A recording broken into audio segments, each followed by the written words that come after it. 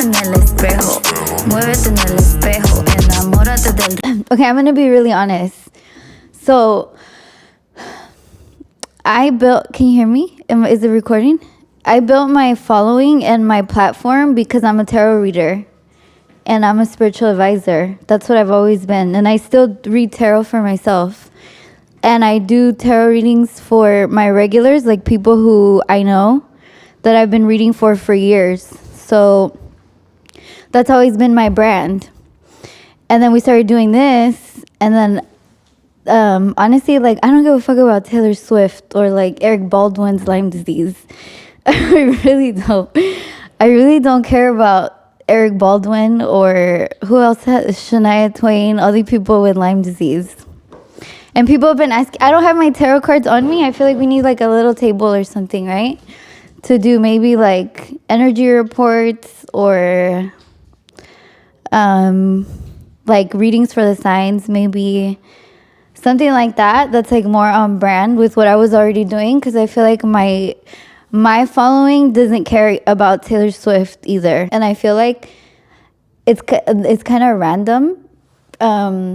Obviously, the content is all random. Like, there's no, like, it's not linear or niche or anything. And the only thing that's niche is that it's me, right? And I didn't really get, like, a proper introduction. I feel like the introduction was kind of foul. Like, Will outed me.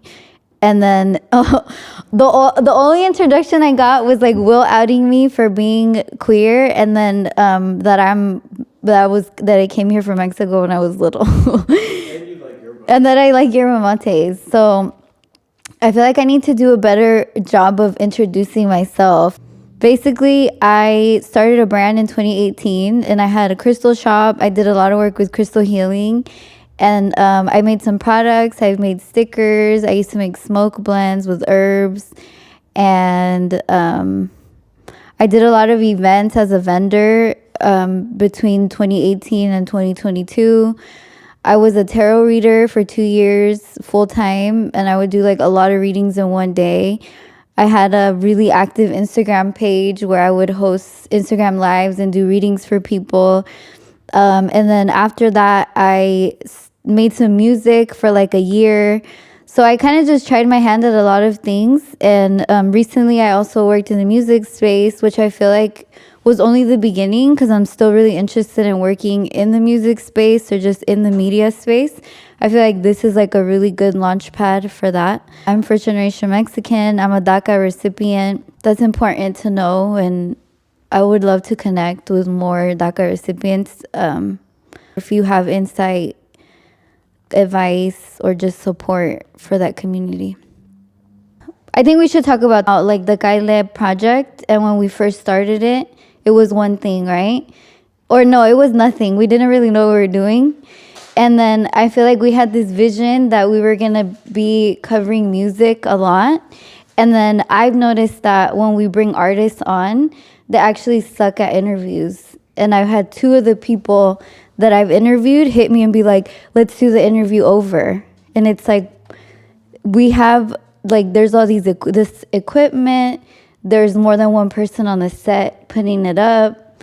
Maybe, like, the management needs to get better at media training the artists. Or, like, the artist has to be clear about who they are in order to have, like, a fluent conversation about their artistry.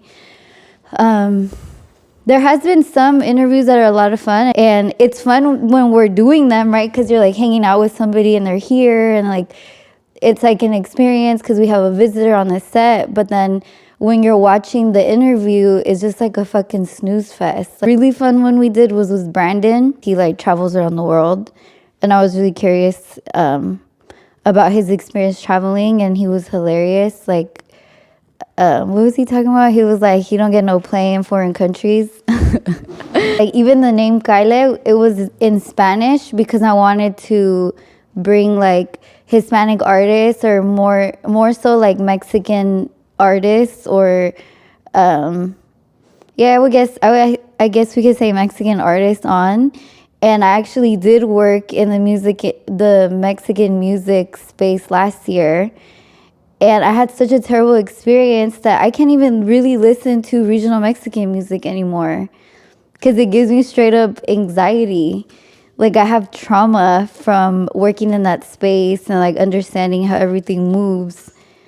And I feel like I'm somebody who tries a lot of things. Like, I really like trying my hand at new stuff. Like, I'm not afraid of the work. I'm not afraid of like being seen trying, right? Like, I'm down to try everything.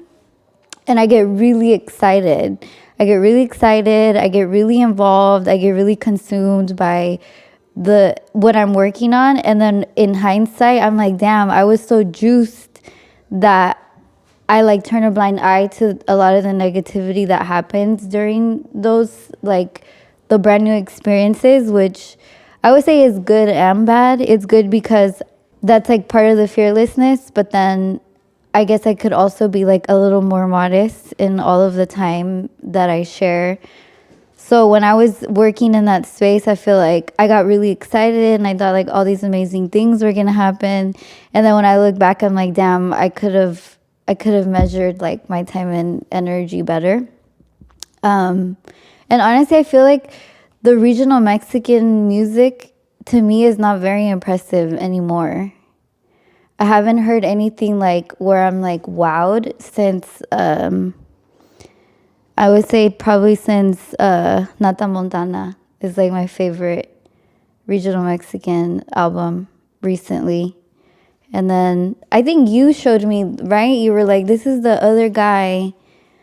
This is like Peso Pluma. Peso Pluma sings about this like cartel and he sings about the opposing one. And you showed me this like guy that does regional Mexican. Which one? You were like, he sings about like the opposing cartels that Peso Pluma sings about. And you showed me, and it's like this little guy, and he's... Oh, what's his name? Los Russos. That one? I don't know. He had the flag here. He was just... All I know is he was like short and white. Yeah, what's his name? David? Yeah, David. Yeah, that's like the only one where I'm like, okay, I could listen to this. And I felt like it was good, but again, I have a lot of trauma from that music, so it's like not easy. I don't turn it on and be like, oh my God, hell yeah, this, like, it makes me excited. I'd be like, oh my God. So I've been listening to techno music. I've been listening to the Tribal remixes. I think are so bomb. I listen to a lot of the Tribal remixes still. And then I found this artist actually on TikTok. His name is D Sides, and he makes really, really cool remixes that I've been listening to. And it's kind of like electronic rave music. There's this hella cool, I don't know if he's a DJ. Yeah, he's a DJ. His name is Excision. I don't know if I'm sure it's a guy. But recently there's like these crazy visuals that he did. And it's basically like 3D. And then it'd be like Shrek and he's dancing. And then when it drops, he's like all like possessed. And then it comes out. And it's like this really, really cool visual. He did the Shrek one, and he did like a King Kong one, and then he did like these super, super cool visuals. So I've been like tapping into that on TikTok. So hopefully, I'm hoping to get back into the Mexican regional, like to kind of reintroduce back into that space slowly, and then like see what it is, because I feel like also it had like its peak last year. I would say like 2023 was like the year of Peso Pluma, and then it kind of people are like really fickle, so we were like obsessed with Peso Pluma, and then Bad Bunny dropped, and then everyone's like was back on Bad Bunny, and then I feel like right now maybe Gabito Ballesteros, and then Maidon, what's his name? Oscar Maidon is like really popular. I personally don't listen to it just for the sake of my mental health. But and Javi, yeah. And then yeah, I think somebody like Javi too is like super popular. The sound is great, but he's a small child, and like I'm 33 this year. So I'm like I can't really relate to like this small child. And I'm glad that those artists are here because I feel like they cater to a certain age that they need entertainment that's not like Nicki Minaj, you know? Like those people, that generation of kids needs music for them or needs stuff that's created for them and they're not forced to just be like all in grown people's business. So I can appreciate that. What do you think of Kanye's stuff? He has new stuff. Yeah. I didn't listen to it yet. That shit, he's crazy. The only thing that I know about Kanye is that his girlfriend's always naked. His cover is Vulture, and that's his project.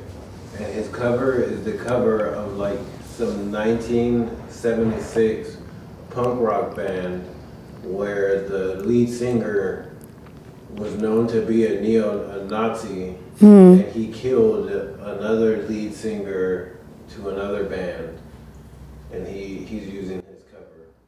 And why is he doing that? He's just not well. I don't really look into that, but I like Kanye West stuff. I think he's a genius, but the only thing I've seen recently is that his wife is always naked, and like a lot of creators make think piece videos about how like it's a humiliation kink and how like that gets them off to humiliate her, or how he's doing it to get back at Kim Kardashian or something. And then I feel like that too is like right now in the age of social media, artists' personal lives, they really interfere with the art, you know? Because I feel like back in the day, you didn't really have access to people's personal lives unless they did like True Hollywood Story, or like if they were on Cristina Saraleghi's show, you know, or if they were on a talk show and then you got to hear them talk. But there was no Twitter, there was no Instagram, there was nothing. You didn't know nothing about them unless you knew them, or there was like something like specifically to do with their personal life. But now it's like everything is everywhere. Okay, yeah, so I had this note, right, about this lady. Her name is Shira7. So I don't, if you guys are on TikTok, everyone who is like on TikTok knows who she is. She's like the sprinkle lady. So basically, she's like, she gives dating advice, and her whole shit is like, take a man for what he's worth, for all his money. So she'll be like, Shira, my boyfriend takes me shopping, but he's really cheap. And she'll be like, okay, next time you go shopping, pick something up and ask him, can you afford this? Really loud. Go walk around the store, and every time you pick something up, look at him and say, can you afford this? Can you afford this? That's the type of advice she gives, right? Like her whole shit is sprinkle, like get paid, get money. It doesn't matter if he's old or ugly, as long as he'll be like, if you date an ugly man, he's more like willing to buy you stuff because you make him look really good. Or she'll say stuff like that, right? Like that's her whole shit, is like survival. And I really like her because I feel like she's raw, but then something I don't like is that she doesn't really believe in true love. And I believe in true love. Like, I think that there's somebody out there for everybody, whether they're gonna, you know, maybe if you like to be spoiled with gifts or money, then there's somebody out there that's gonna do that. I don't think you need to sacrifice like the way that person looks or they talk or whatever for that. I think that, in my opinion, that's what I think. But she's like, her gospel is that like nobody's gonna love you, just take their money and pick the rich one, like all men are liars, right? So she's really popular and like she's viral. Everybody on TikTok knows exactly who she is. And she actually got this this fashion brand collab. Hold on, I'm just gonna look up the name of the collab so that I don't fuck this up.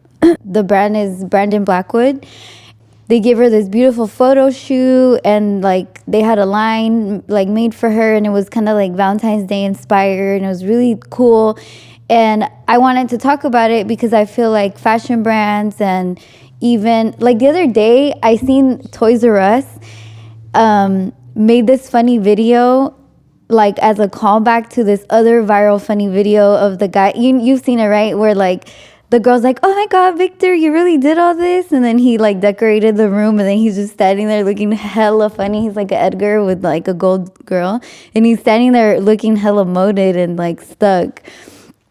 And then Toys R Us did a video like that. So I was like, dude, that's so cool that the big corporations are looking to somewhere like TikTok, and these are creators that are just making videos like on their phone, you know? It's not like a huge production house. It's just like a regular user on TikTok making a viral video. And now Toys R Us is like making Toys R Us, who we've always known who Toys R Us is. That's like a global brand, made like their I guess you could say use their sound and made that video. So I was like, damn, that's so cool that somebody like Brandon Blackwood would get someone like Shira 7, because Shira 7 just like sits in her office at home and makes these like funny videos of her talking shit, right? So I gave her this huge campaign, and then it was exciting. People were talking about it. She was getting a lot of, people were congratulating her. And then when it happened, and right now, she actually was on her, I don't know if it was on TikTok or Instagram, I don't know. But basically, she went to Starbucks. And she was drinking her Starbucks, and people started like turning up on her like, why are you drinking Starbucks? Don't you know we're boycotting? And basically, it got so bad that they called off the collaboration, because she went online and she made a video. And she was like, look, I don't concern myself with politics. She was like, if I concern myself with the genocide happening, then I would also have to concern myself with gentrification and the Native Americans. And like in her, she was just being herself. And they cut the collaboration, and she missed out on a huge bag because she wanted to be quote unquote political, right? So she went to like, she thought she was defending herself, but really she ruined her bag. And I think that's, first of all, hilarious because why the fuck are you looking to Shira 7, the sprinkle lady, for your political news? Why? Why are you looking to that person to give you sane opinion on something very serious and very tragic and very current happening? And it just reminded me of like when the BLM movement started, when it was the George Floyd protest happening, and the country was in uproar, right? People started coming for Jenny 69. People started coming for Jenny 69 because she wasn't speaking up about the injustices happening against Black people at the time. They were like getting on her, they were writing her, they were leaving comments on her page. And then she made a video and she was like, if you guys don't like what I talk about on my platform, then you grow your platform and you talk about whatever you want to talk about on your platform. And basically she said that she wasn't obligated to bring attention to the George Floyd protests because she doesn't care, right? That's what she said. And people were so mad at her. And I'm like, bruh, this bitch is a bird. Like, she told you she's a bird. Like, she said in her videos, clear as day, she said, all I care about is doing my makeup, getting fucked, and eating hot Cheetos. And you want her to give you advice or to have like a sane opinion about anything? Like, anything? Like, all she does in her videos is do her makeup, talk shit, like, I don't know, make drinks. So you thought that she was going to be like, oh my God, like, we got to do something. This bitch made a petition to bring her Cheetos back. That's her interest. That's her interest. She wants to look good. And it's like, we build these people up, right? Because we're also stupid. I mean, not like we're stupid, but that's what's entertaining to us. For example, right? I'm boycotting Starbucks. Okay, I feel like what's happening in Palestine is terrible. I'm completely against the genocide. I think that's a really tragic thing that's happening. And I also love Shadi Bay. Am I expecting Shadi Bay to come out and speak up against the genocide? Bitch, no, I'm not. I'm watching her because she'd be like, I am so in heatness right now. Are you in the mood? That's why I'm watching Shadi Bay. If you want to get your news, I suggest you separate where you get your news from. I suggest that you don't rely on these influencers that we've made famous because they're hilarious, because they distract us, you know? So I feel like Shira 7 fucked up. Shira 7 should have just shut the fuck up. She should have never came on the internet giving her 2 cents. Like, she should just stick to the sprinkle. She should just stick to sprinkle. And people who like her for that should just stick to liking her for that. So that was funny. Not funny, like, you know, it's objectively funny because what the fuck did you expect?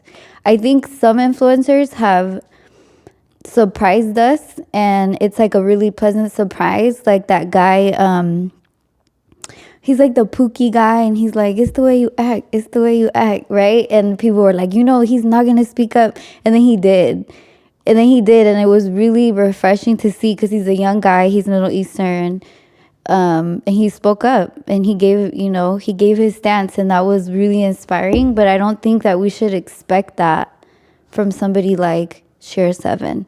And it just totally reminded me of the Jenny 69 BLM situation. There's another influencer or content creator, and I kind of want to talk about her too because I feel like people forgot about her, but she's basically she does all this content where she's like dressed up and she's wearing like gowns and she just looks perfect, but she's like cooking and making bread for her husband. She got 2 like babies and she's really gorgeous. And she doesn't work, obviously. She's just at home cooking cakes and stuff.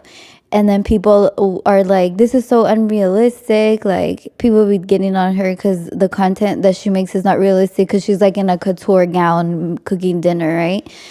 And then people are like, why is this like so off-putting? And then someone said it's because it's Mormon propaganda because she's Mormon. And then apparently she also was drinking Starbucks, and all she said was, I didn't know about this. Thank you for bringing it to my attention. And it was neutral. She didn't pick a side. She didn't like, you know, I feel like Shira 7 could have done something similar to that, but then she had to go and be herself, you know? She should just shut the fuck up. Did they burn the other girl? No, because she was cool? yeah. Because she was just like, I didn't know. Thank you for telling me, you know? And I think like, if you're going to take a stance, you need to take a real stance. I had a lot of people hit me the other day because I was saying how it's so embarrassing being Mexican sometimes because of the way that Mexican creators act. Like there's a lot of Mexican singers that call themselves El Taliban or El Árabe or El Pakistani. And then there's a genocide happening to those people. And where are they now? Why don't they say nothing about it? Aren't you El Pakistani? Like those people are there. There's a genocide against that side of the world. It's misery. Like it's treacherous. It's devastating to them. Like what? Aren't you hella hard and crazy and violent? Like, why aren't you saying nothing and defending your people in Pakistani? You know what I mean? That shit is corny. I mean, look, I feel like whether you talk about it or not, whether you pay attention or not, it's still happening. So whether you're somebody who doesn't care, you're still coming in contact with people that do care a lot. You're coming in contact with people that are constantly in pain, that have trauma, maybe their families over there, and you're coming in contact with them on a daily basis. If you go outside, if you work with them, if you know them, if you're online, like, you're going to see it all day long. So whether you decide to pay attention to it or not, or speak up against it or not, it's still happening. So I really hope that the people are still having those conversations, whether it be educating yourself on it, getting people's opinions on it with their family, with their friends, and you have somewhere to decompress, because it's really negative. Whether you're acknowledging it or not, it's affecting you in a negative way. Like, our lives are never going to be the same after this. And we're being affected by it every single day, whether you think you are or you're not. So I think that's all what it comes down to. What else? I have like some notes for Valentine's Day, because I know it's Valentine's Day next week. Sprinkle, sprinkle. It's Valentine's Day next week. So I just got like the history of Valentine's Day, if anybody cares. And I thought it was funny because I didn't know this about Valentine's Day. So basically, in ancient Rome, there was this festival, hella Mexican, yeah. There was this festival called Lupercalia. And basically, Roman people were fucking weird, bro. Basically, what they would do is they would kill a cow and they would kill a dog. I don't know if it was a goat or a dog. No, they would sacrifice a goat and they would sacrifice a dog. And then this group of priests would take a piece of skin from the goat and the dog, and they would smack women that were there at their ceremony. They would smack them. Everybody was getting smacked. And this was supposed to promote fertility so they could have healthy babies, right? So they were doing this, and then also like people was in the street. I feel like ancient Rome loved to fuck in the street for some reason. I don't know why. They just had like an obsession with fucking in the roads. So they were doing that, and then eventually this Pope, I forgot his name. I used to talk to him, but we don't talk no more. We fell off. No, I'm just kidding. So the Pope was like, enough of this shit. It's too weird. And he changed it. And basically the new holiday is to honor this priest that used to marry couples in secret. So there was a long time ago, there were like in serious wars. A lot of, ¿cómo se llaman? Like the people that are like in charge of the platoons in the war, what are they called? Yeah. Like the captains of the war believed that getting married or being in love was a waste of time, and it was going to distract you from the war and from being like a good fighter in the war. And people couldn't get married, people couldn't have like partners. So there was this guy, Saint Valentine, and he would marry the couples in secret. So eventually they turned the holiday into a day where you honor him, and then it turned into like a holiday of love. And everybody, you better get something for your girlfriend for Valentine's Day. I don't care what nobody says. I was watching this video. You said what? Meat to the face. Meat to the face. That's what they get. Don't smack your girlfriend with a piece of meat in the face. Leave that to the ancient Romans. But I was watching this creator, and she was like, you know, if you just start talking to your man and he doesn't get you anything, it's okay. Bitch, no, it's not. He better fucking get you something. You go to a 99-cent store, there's so much shit for Valentine's Day. With $5, he could get you candy, a little like rinky-dink like stuffed animal, like a balloon with $5, bitch. $5. If he doesn't get you nothing, he don't fuck with you for real. He hates you. He wants you to die. I kind of wanted to talk about the curse, but then, because when I first started watching, so Will made me watch the curse.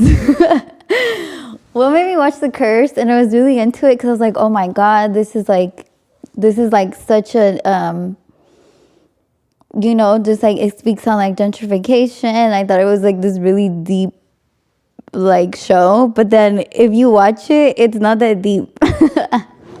It's not that deep at all, and it's fucking weird, and it's frustrating, and It's not deep at all. And one thing I learned in film, I went to school for film. If somebody puts a gun on the table in the beginning of the movie, by the end of the movie, they either need to shoot the gun or you need to know whose gun it is or where it came from.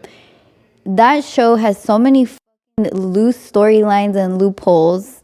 And it's so annoying to watch because they never bring it back to the point.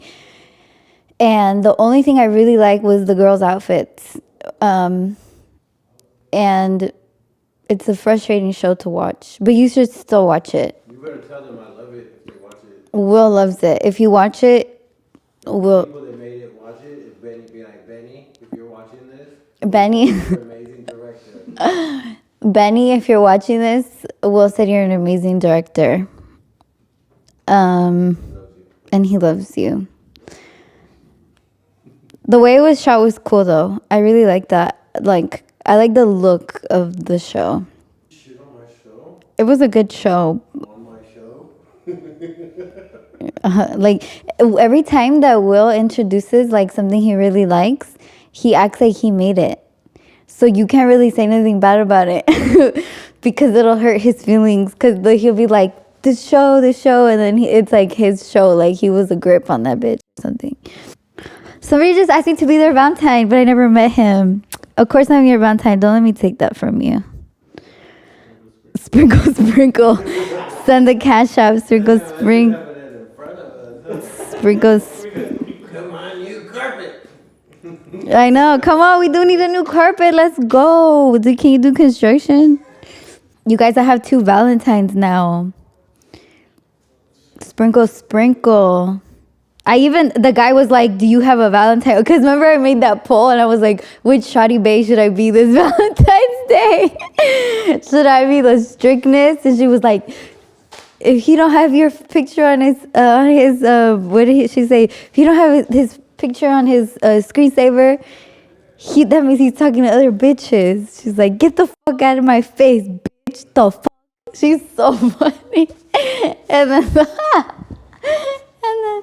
and I was like, or should I be freakiness, shawty bae? And when she's like responding to the OF messages, so many people said strictness first because I feel like they know how I am, and then some people said freakiness. But this guy, he hit me. I've never met this guy in my life. He was like, do you have a Valentine? And I was like, no, I don't.